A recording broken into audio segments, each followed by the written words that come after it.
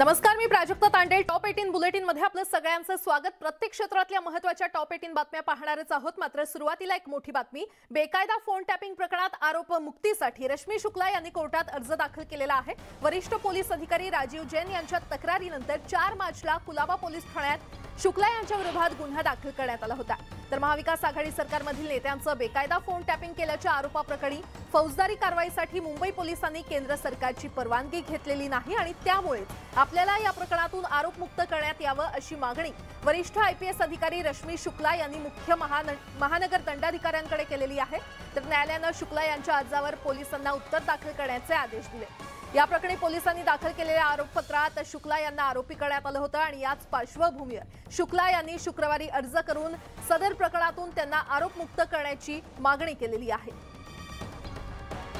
आणि या संदर्भात अधिक माहिती देत आहेत आमचे प्रतिनिधी प्रशांत बाग आपल्यासोबत जोडले गेलेले आहेत. प्रशांत, रश्मी शुक्ला यांनी आरोपमुक्तीसाठी अर्ज केलाय, काय सविस्तर अपडेट? कसं की रसेवेत जरी वरिष्ठ आयएएस अधिकारी असले, आयपीएस अधिकारी असले, तर त्यांच्या विरुद्ध कोणताही फौजदारी गुन्हा किंवा फौजदारी संहिता यानुसार जर का गुन्हा दाखल करायचा असेल तर त्यांना केंद्र सरकारची परवानगी घ्यावी लागते. कारण देशातला कोणताही आयएएस अधिकारी किंवा कोणताही आयपीएस अधिकारी हा जो युपीएससीतनं नियुक्त झालेला आहे त्यांची ते थेट राष्ट्रपती नियुक्त अशी बांधिलकी असते. पण रश्मी शुक्ला या प्रकरणामध्ये अशा प्रकारची परवानगी घेण्यात आली नाही, अशा प्रकारचा दावा करण्यात आलेला आहे. मुळात तांत्रिक मुद्द्यांच्या आधारावर रश्मी शुक्ला यांनी दोषमुक्तीसाठी अर्ज केलेला आहे. आता मुंबई पोलिसांना, आता महाराष्ट्र पोलिसांना त्यावर खुलासा सादर करायचा आहे, ते खुलासा सादर करतील.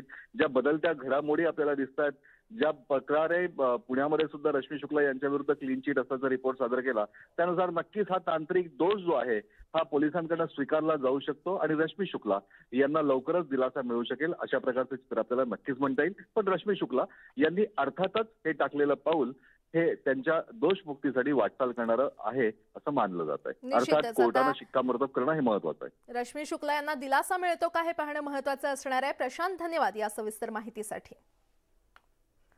बातमी पुण्यातून. पुण्यामध्ये राष्ट्रवादीच्या आंदोलनाला भाजपनं जोरदार प्रत्युत्तर दिलंय. सकाळीच पुण्यामध्ये राष्ट्रवादीकडून अजित पवारांच्या उपस्थितीमध्ये कार्यकर्त्यांसमोर दुचाकींना स्टिकर लावून आंदोलन पुकारलं होतं.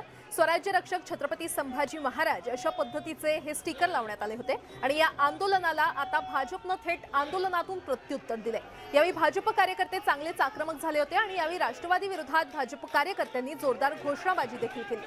तर भाजप आमदार नितेश राणे यांनी आम्ही पण तयार आहोत, धर्मवीर छत्रपती संभाजी महाराज की जय असं ट्विट करत छत्रपती धर्मवीर संभाजी महाराज अशा स्टिकरचा फोटो लावलाय. त्यामुळे स्वतःची राजकीय भूमिका अधोरेखित करण्यासाठी आता राजकीय नेत्यांकडून स्टिकर वॉर सुरू झालेला आहे.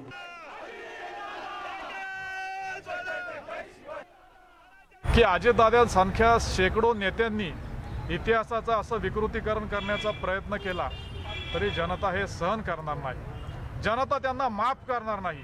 आज महाराष्ट्रामध्ये अजितदादांच्या विरोधात सगळे लोक चिडलेले आहेत, लोकांच्या भावना संतप्त आहेत. म्हणून अजितदादांनी या विषयामध्ये आपलं स्टेटमेंट त्वरित मागे घेतलं पाहिजे.